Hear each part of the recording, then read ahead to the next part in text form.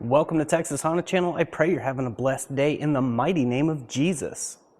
Alright, so in today's video we got a package from Halferland Performance. We got the lightweight crank pulley for the J37A1 in our 2008 Acura MDX, as well as some titanium hardware, some gold foil tape. This gold foil tape we're actually going to be putting on the bottom side of the intake manifold to deflect radiant heat.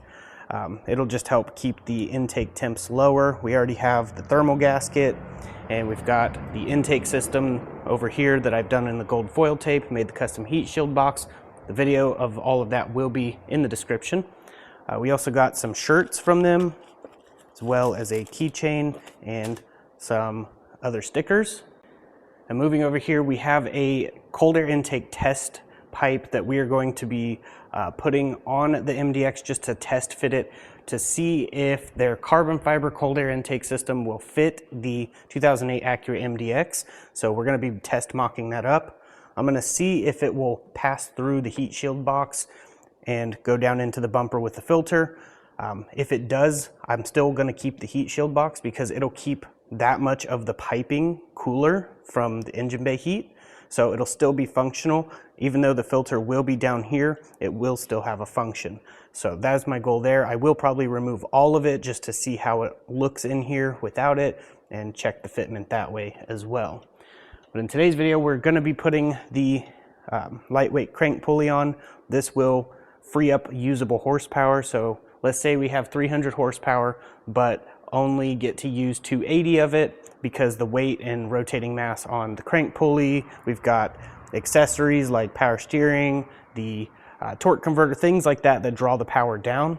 So when we reduced weight from that, it actually lets us use more of the horsepower we already have. So that'll be going on, and we've got the titanium hardware, which those will just be going up here around the intake manifold, and it'll clean it up just a little bit. I think it'll look pretty nice. Now these are pretty shiny already, but I just like the titanium ones. They're pretty cool, and they came with the two nuts as well for the top. So as for the shirts, they fit amazing. This is a large on me and it fits absolutely perfect, and the quality of the shirt is really nice. The fabric is really soft and it's pretty breathable. So if you were thinking about getting one of the shirts from them, highly recommend it. All right, so the first thing I think we're gonna do is we're gonna do the air intake system first. I just have to unbolt it.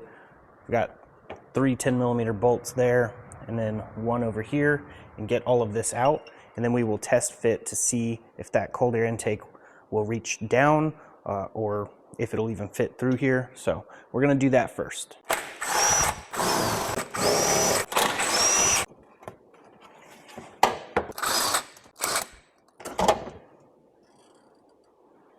Well, it looks like the air filter popped off.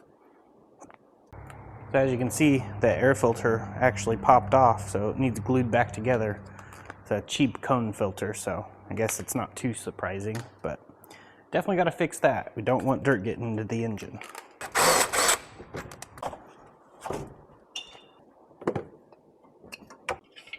All right, so it says filter side, so that's got to go down.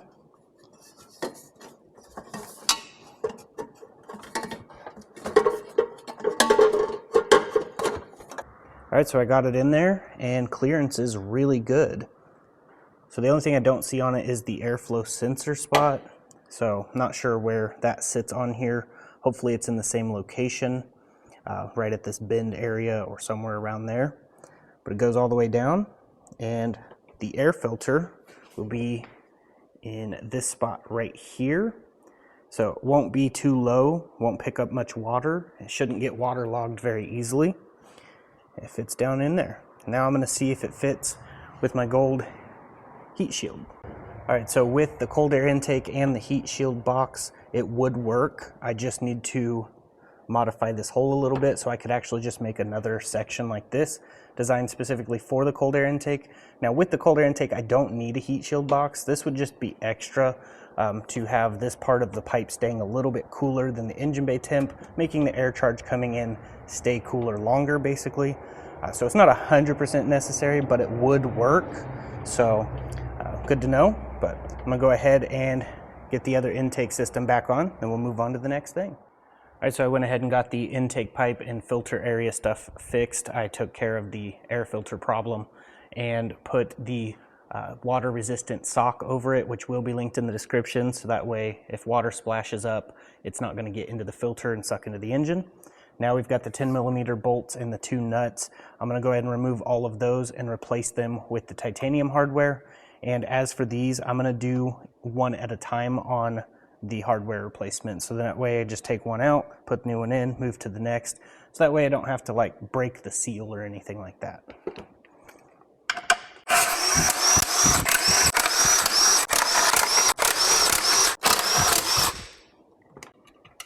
I'm just going to go ahead and get these, put where they go, and we'll get everything torqued down.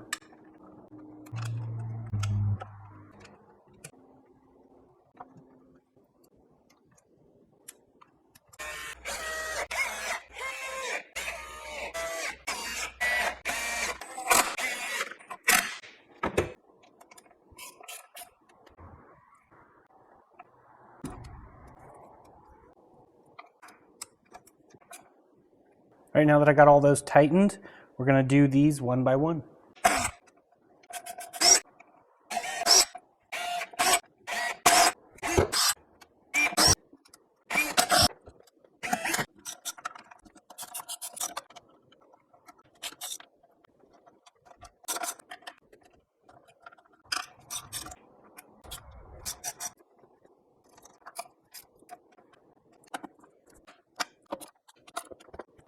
All right, so we got them all installed. They look really good through there. And we took all of the other shiny hardware and just put it back in the bag that all of those came in. So now we'll have some nice shiny bolts. We can replace these old rusty looking ones throughout the engine bay with those, just to kind of clean it up a little bit more, because these already looked pretty good. We were going to get the rainbow one, but they didn't have any of them in stock, so we just went with the silver titanium, and I think it looks pretty good. It'd be really cool if they did like a anodized, like a green or something like that, because I like the green with the black and green. It would look pretty good too, but this works pretty good. But now we're going to go ahead and put on the Halferland Performance lightweight crank pulley. We're going to be using the Earthquake XT using the air compressor, because I don't know how tight that bolt is, so this will make quick work of it. If you don't have an air impact but have like one of these cheap Harbor Freights, they might work. We can go ahead and try it with this one first, but if it doesn't do much, we'll just switch over to the Earthquake and see how that goes. All right, so to remove tension from the tensioner, we're just going to be using this tool that helps release some of that tension. Use a 14mm. I like to use one of these multi-point sockets. It gives you more adjustment whenever you're trying to release the tension. Now you can always put a zip tie up through here to kind of hold this in place while we remove the lower belt to get the pulley off, or you can just take the whole belt off. Great time to replace it. We've already replaced this belt when we did a new alternator. So we're going to go ahead, get the tension released off of this, and then move down lower. Now the main issue we run into when doing the belt tension is we don't have a whole lot of movement we have here, because this power steering line is usually in the way. But instead of making a huge mess by removing that, we're just going to try to slip this belt off and deal with what little tension removal we can. Like I said, you can put zip ties around there to hold this belt on, but I'm not too worried about that because the belt routing is not very complicated on here. All right, so with the MDX jacked up, you can see right through here we have access to the crank pulley. So I'm going to go ahead and get a socket, and we're going to try to remove that. All right, so we tried using the Bauer Impact from Harbor Freight, the cordless one, and that wasn't doing anything at all to break it loose. So we stepped up to the Earthquake with the air compressor fully charged, and that didn't want to break it loose, even though it's supposed to have 800 foot-pounds of breakaway torque. So we used heat for quite a while, then tried the Impact, and it didn't work either.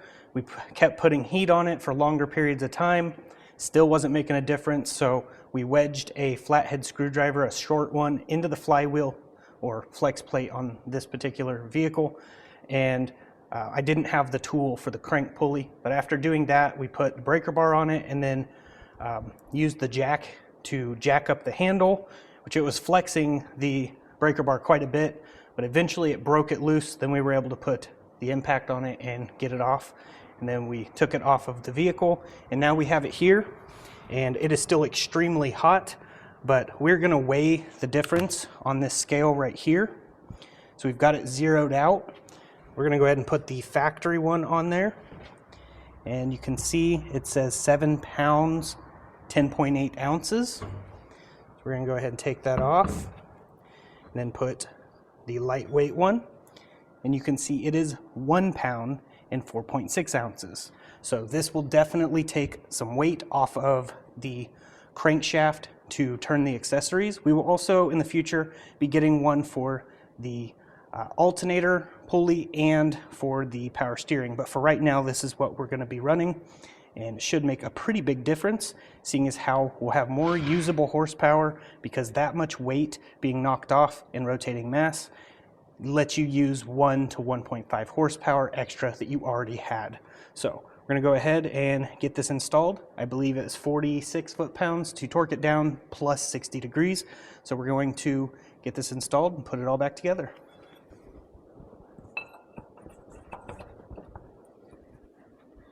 Now I went ahead and lubricated the threads from here down, so that way it'll be nice and lubricated, as well as on this side. Just I didn't lubricate this part of the threads right there. So go ahead and get this tightened down. I'm only using the impact to get it up there.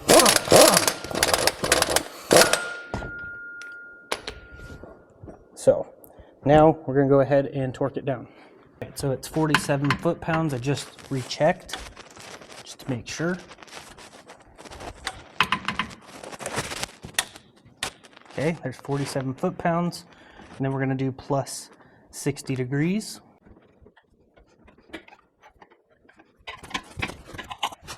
All right, so I think that's close enough. It's about all I can do. So now we're just going to go ahead and put the belt back on it, get it all put back together. All right, so this is how the belt routing goes. Always start with the lower pulleys first, and then the last one I like to do is the power steering pulley while keeping tension on the tensioner the whole time, and then it turns out pretty good. But now that everything is back together, we're going to go ahead, start it up, make sure the belt stays on where it's supposed to, and then once it gets warmed up, we'll take it out. We'll do another 0 to 60. I know I've been doing a lot of those lately, but we're trying to improve our 0 to 60 time, and we'll see how much it improves, or if it improves, with the lightweight pulley.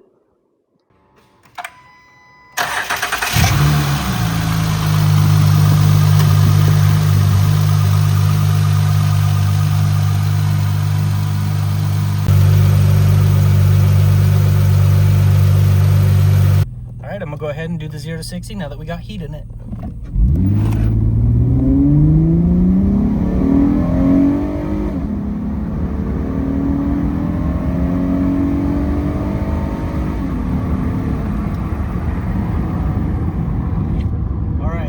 Definitely pulling a lot harder. Feels great. I'm not sure the 0 to 60, but definitely accelerated a lot better than before. So we're going to go ahead, head back to the shop, and then we will go over what the 0 to 60 time was and stuff like that. All right, now that I'm back at the shop, we can go over everything. Now, you guys already saw the 0 to 60 times and stuff like that, so it didn't make a massive improvement or anything, but it definitely does feel a lot better. And for some reason, the intake is growling exceptionally tonight, and I looked in there just to see, and the filter is still attached to everything. It just sounds really good. It could be because the engine's not having to work as hard to pull those pulleys, so it's able to focus its energy at pulling more air in. I'm not exactly sure on the science. That's just my theory. I could be wrong and probably am wrong, but definitely like that mod for sure. It feels a little bit different when cruising as well. When I give it gas, it just wants to go better. So I'd like to get all of these mods put up to the dyno to see what they've done, but I don't live near the dyno anymore. I moved 4.5 hours away from the dyno I had access to, but at some point I will be going to that dyno, God willing, to get a tune once everything is complete. But now that we have a pretty good baseline with everything that's done to it, we can do another video on removing the drive shaft and seeing if that affects the 0 to 60, or the 0 to 70. It definitely seems to pull harder on top end now than it ever did before, so that lightweight crank pulley definitely helped in that aspect.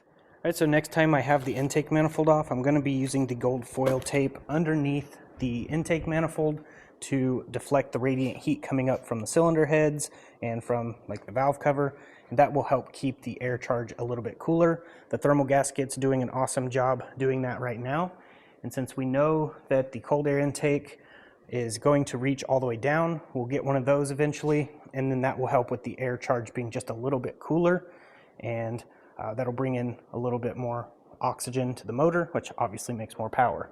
So it is pretty humid tonight, so that could have affected the 0 to 60 and the performance, but overall it did great. I am absolutely loving how it is running. It revs a lot smoother with less resistance, and I think that really did help on the takeoff, because the takeoff has always had like a little bit of a lag, and now it feels a little more responsive. But definitely made an improvement using that crank pulley. But now I've got to get this intake pipe sent back to Halferland Performance. This was just to test mock it up, and everything seemed to be going pretty good. So we have a lot more stuff to do coming soon, so definitely stay tuned to the channel. If you're new here, please consider subscribing. And hopefully in the near future, we will have more content coming out on the MDX. We will have our AirTech suspension. God willing, next week it should be here. It's already shipped out.